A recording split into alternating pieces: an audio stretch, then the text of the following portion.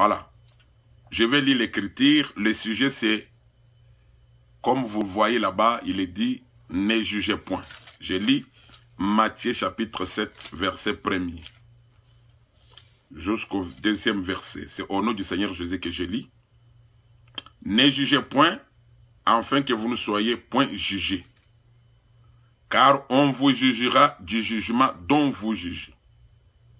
Et l'on vous mesurera avec la mesure dont vous mesurez. Je vous bénis tous au nom du Seigneur Jésus. Comme d'habitude, je ne serai pas long. Je prie que le Seigneur puisse faire grâce, que la connexion aujourd'hui soit bonne. Cette écriture est utilisée mal par beaucoup de gens. Je l'ai beaucoup remarqué dans ce pays où je vis. C'est terrible avec cette écriture ici. Donc, c'est comme si quand quelqu'un fait du mal, on ne peut pas lui dire que tu as fait du mal. Tout le monde est en train de brandir cette écriture. Tout le monde dit, écoutez, il est dit, ne jugez point. Même quand vous voyez une sœur, par exemple, qui s'habille à moitié nue, un papa comme moi, par exemple, qui se promène torse nu puisque il fait chaud, donc tu ne peux pas lui dire. Même quand quelqu'un enseigne mal, tu ne peux pas lui faire voir, puisqu'il y a une écriture qui dit « ne jugez point ». Donc cette écriture est utilisée aujourd'hui comme un prétexte derrière lequel beaucoup de gens se cachent. Vous savez, on ne peut pas bâtir une doctrine sur une seule écriture. Il faut lire beaucoup d'écritures pour comprendre ce que le Seigneur dit. Voilà pourquoi quand vous lisez Ésaïe 34 par exemple, le Seigneur dit ceci. Je lis Ésaïe 34. Je lis Ésaïe 34. Je vous prie de pouvoir partager cette vidéo. Invitez les autres pour qu'ils puissent nous suivre. Et je lis Ésaïe 34, verset 16. Écoutez ce que le Seigneur dit. Consultez les livres de l'Éternel et lisez. Aucun d'eux ne fera défaut. Ni l'un ni l'autre ne manqueront, car sa bouche l'a ordonné, c'est son esprit qui les ressemblera. Donc par rapport à cette écriture, le Seigneur n'a pas un seul livre. Ou soit le Seigneur n'a pas une seule écriture. Il a plusieurs. Voilà pourquoi le Seigneur dit qu'il faut les rassembler. Il faut rassembler les livres de l'Éternel. Et quand vous aurez rassemblé, c'est alors que vous aurez la pensée de l'Éternel. Vous ne pouvez pas fonder la doctrine sur une seule écriture. Puisque Matthieu 7.1 a dit ne jugez point. Alors quand quelqu'un fait du mal, vous ne pouvez pas lui dire quelque chose. Non.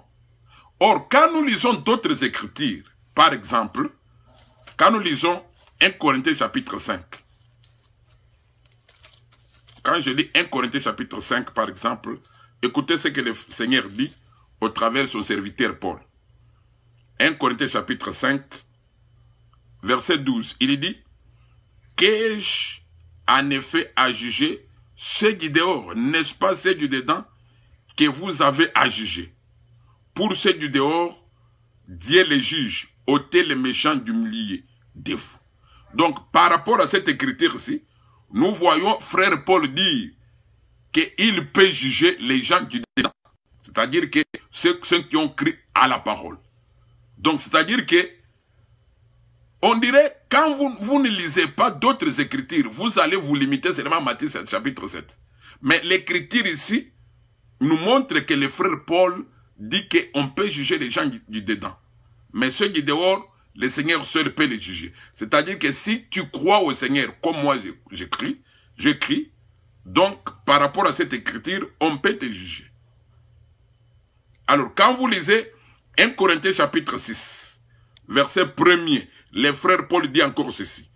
Quelqu'un de vous, lorsqu'il a un différend avec un autre, ose-t-il plaider devant les injustes et non devant les saints? Ne savez-vous pas qu'ainsi de suite. Donc, par rapport à cette écriture, les frères Paul nous montrent que les différends peuvent arriver entre deux frères ou soit deux sœurs. On peut toutefois apporter un jugement. Alors, beaucoup disent, écoutez, non, Matthieu 7 a dit, ne jugez point. De peur que vous ne soyez jugés. Donc, quand quelqu'un fait du mal, donc on ne peut pas lui dire que tu as fait du mal, puisque Matthieu 7 a dit. Mais nous disons que non, là, il ne faut pas vous limiter seulement à Matthieu chapitre 7. Il faut lire d'autres écritures. Voilà pourquoi j'ai lu l'écriture de 1 Corinthiens chapitre 5, verset 12, où le frère Paul dit que je ne peux pas juger les gens du dehors, mais c'est du dedans. Donc là, nous comprenons que le jugement est autorisé. Je donne une autre écriture. Ces écritures ne contredisent pas Matthieu chapitre 7. Mais ces écritures complètes, puisque aucune écriture ne peut contredire l'autre. Et nous avons toujours dit qu'il n'y a pas d'écriture isolée. Ça n'existe pas. Les écritures se marient. Alors, je vais lire une autre écriture. Là, je suis dans Matthieu chapitre 10. Écoutez ce qui sort de la bouche directe du Seigneur. Il dit ceci. Matthieu chapitre 10. Je lis le verset 14. Le Seigneur dit, lorsqu'on ne vous recevra pas et qu'on ne vous écoutera pas, on n'écoutera pas vos paroles, sortez de cette maison ou de cette ville et secouez la poussière de vos pieds. Je vous l'ai dit, en vérité, au jour du jugement, le pays de Sodome et de Gomorrhe sera traité moins rigoureusement que cette ville-là. Voilà.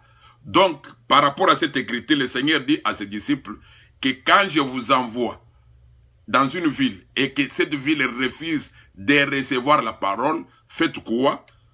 Faites quoi? Ce que vous allez faire, c'est de secouer la poussière de vos pieds. C'est un jugement. Donc, vous voyez que cette écriture ici, le jugement est autorisé. Et quand on juge toujours par rapport à une loi donnée. Et d'ailleurs, quand vous rentrez même dans l'ancienne alliance, alors d'abord dans l'ancienne alliance, Deutéronome chapitre 16. Deutéronome chapitre 16. Je vous donne ces écritures avant d'expliquer Matthieu chapitre 7. Verset 1er jusqu'au 2e verset. Je lis Deutéronome chapitre 16. Je commence par le verset 18. Tu établiras des juges et des magistrats dans toutes les villes que l'Éternel ton Dieu te donne, selon le tribu, et ils jugeront le peuple avec justice.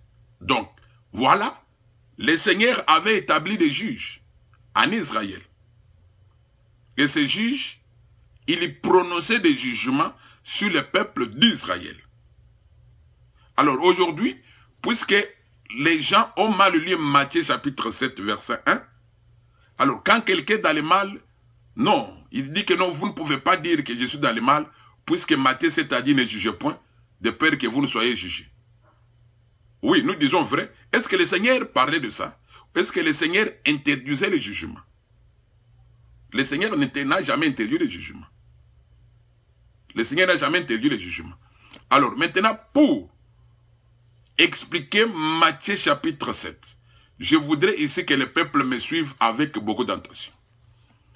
Nous commettons beaucoup d'erreurs puisque nous ne prenons pas beaucoup de temps à rester devant une écriture. Il faut prendre beaucoup de temps devant une écriture. Puisque le Seigneur a toujours utilisé un langage difficile. Mais il a fait aussi grâce, il a donné le ministère de la parole pour expliquer ce langage difficile. Alors, j'ai relis Matthieu chapitre 7. L'écriture dit... L'écriture dit... Ne jugez pas afin que vous ne soyez jugés. Car on vous jugera du jugement dont vous jugez. Voilà le Seigneur. Il donne même la raison. car on vous jugera du même jugement et on vous mesurera de la même mesure. C'est-à-dire que quand vous jugez, selon l'écriture, d'abord il faut avoir la connaissance de l'écriture. Donc l'écriture dit d'abord noir sur blanc que les mêmes jugements avec lesquels vous jugez l'autre, c'est les mêmes jugements qu'on va vous juger. Les mêmes jugements. Les mêmes jugements. Mais est-ce que je vais dire, moi par exemple, le Seigneur m'a fait grâce d'être pasteur. Il peut y avoir des problèmes dans l'église. Un couple par exemple, une sœur et un frère mariés, où il y a des problèmes dans leur maison. Alors, le Seigneur fait en sorte que ces couples viennent devant moi pour que je puisse prononcer un jugement selon 1 Corinthiens chapitre 6 à partir du verset 1er. Alors, si je prononce ces jugements-là, est-ce que vous croyez que le même jugement que j'ai prononcé sur ce couple arrivera aussi dans ma vie pour accomplir Matthieu 7? J'ai dit non, ce n'est pas ça. Sinon, tous les prédicateurs, puisque les prédicateurs sont aussi des juges, puisque sinon tous les prédicateurs qui ont tranché des problèmes des gens à la maison, ou soit dans les églises, donc nous dirons alors que tous, ils ont aussi connu les mêmes difficultés, soit les mêmes jugements, qu'ils avaient été aussi jugés de la même manière. Donc c'est pas ça. Alors nous devons chercher dans les Écritures pour comprendre pourquoi le Seigneur a dit que ne jugez point, sinon vous serez jugés du même jugement. Et il ajoute de la même mesure.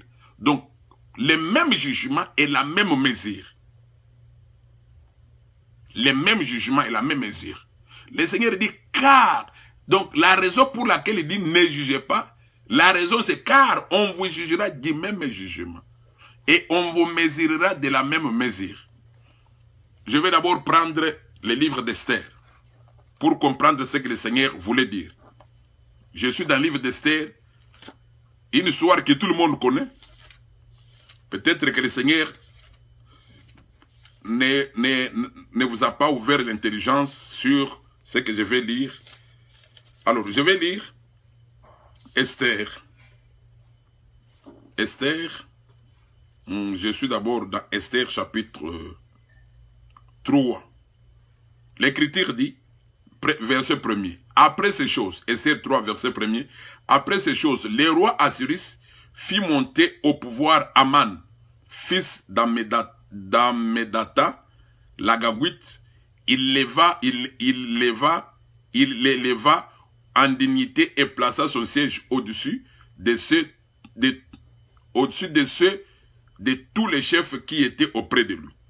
Tous les serviteurs du roi qui se tenaient à la porte du roi fléchissaient les genoux et se prosternaient devant Aman, car tel était l'ordre du roi à son égard. Mais Mardochée ne fléchissait point les genoux et ne se prosternait point. Alors, par rapport à cette écriture, le roi Assyrus avait élevé Aman.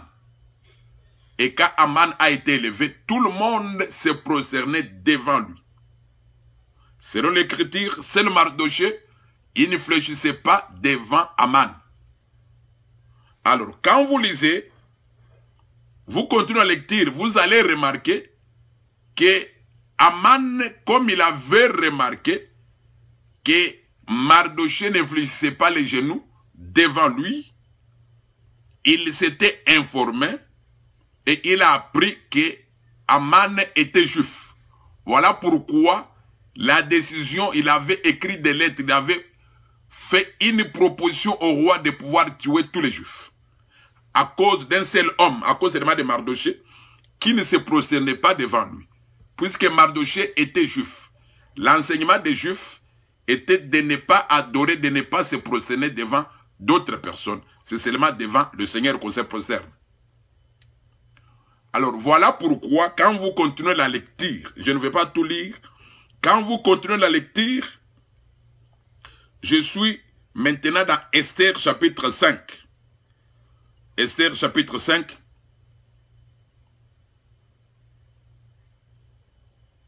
Donc, je suis dans Esther chapitre 5, je vais lire le verset 9. Il est écrit, Aman sortit ce jour-là joyeux et le cœur content. Mais lorsqu'il vit à la porte du roi Mardochée qui ne s'est levé ni se remuait devant lui, il fut rempli de colère contre Mardochée. Il sut néanmoins se contenir et il alla chez lui, puis il envoya chercher ses amis et Zeresh, sa femme. Aman leur parla de la magnificence de ses richesses, du nombre de ses fils, de tout ce qu'avait fait le roi pour l'élever en dignité et du rang qu'il lui avait donné au-dessus des chefs de ses serviteurs du roi. Et il ajouta, je suis même le seul que la reine Esther ait admis avec le roi au festin qu'elle a fait, et je suis encore invité pour demain chez elle avec le roi. Mais tout cela n'est d'aucun prix pour moi, aussi longtemps que je verrai Mardochée, les Juifs assis à la porte du roi. Zeresh, sa femme, et tous ses amis lui dirent, écoutez, ils lui dirent qu'on prépare un bois haut de 50 coudées, et demain matin, demande au roi qu'on y pende Mardochée. Puis tu iras joyeux au festin avec les rois. Cet avis plut à Aman et il fit préparer les bois. Comme Aman avait constaté que Mardochée ne fléchissait pas les genoux devant lui, voilà pourquoi il y a eu un bois qui a été préparé, un bois de longueur de 50 coudées, c'est-à-dire 25 mètres. Ces bois-là, on devait y pendre Mardochée, puisque Mardochée ne fléchissait pas les genoux devant Aman. Alors, quand vous lisez Esther toujours, là, vous êtes maintenant au verset, vous êtes Esther chapitre 7, voilà, Esther chapitre 7, là, vous êtes au verset 6. Esther répondit, l'oppresseur, l'ennemi, c'est Aman, ce méchant. Là, Aman fit ceci de terreur, en présence du roi et de la reine. Et le roi, dans sa colère, se leva et quitta le festin pour aller dans les jardins du palais. Aman resta pour demander grâce de la vie à la reine Esther, car il voyait bien que sa perte était arrêtée devant l'esprit du roi. Lorsque le roi revint du jardin du palais dans la salle de festin, il vit Aman qui s'était précipité vers les lits sur lesquels était Esther. Et il dit, serait-ce encore pour faire violence à la reine? Chez moi, dans le palais, dès que cette parole fut sortie de la bouche du roi, on